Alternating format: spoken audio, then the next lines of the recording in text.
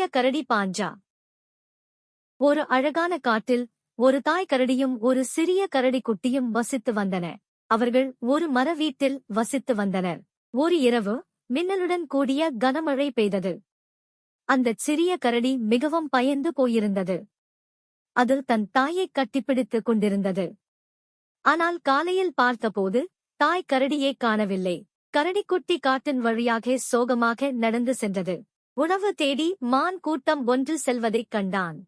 கரடிக்குட்டியும் மிகவும் பசியுடன் இருந்தது. பழங்கள் நிறைந்த மரங்களைக் கண்டது. கரடிக்குட்டி அவற்றிலிருந்து பழங்களைப் பறித்து வயிறு நிரம்பும் வரை சாப்பிட்டது. இரவு வந்துவிட்டது.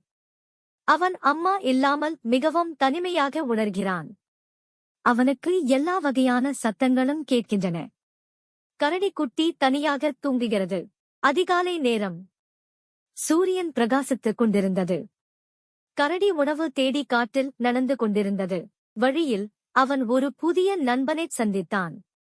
கரடி நாள் முழுவதும் தன் புதிய நண்பனுடன் தங்கியிருந்தது. அந்த நண்பன் அவனை விட உயரமாக இருந்தான். கரடிக்குட்டி இந்த புதிய நண்பனுடன் இரவைக் கழித்தது. இந்த பெரிய கரடி நண்பன் கரடிக்குட்டிக்கு பல்வேறு வகையான பழங்களைக் கொண்டு வந்து காடு மற்றும் நடைபாதைகள் பற்றிச் சொன்னான். இந்த இருவரும் சிறந்த நண்பர்களாகி காட்டில் மகிழ்ச்சியாக வாழ்ந்தனர்.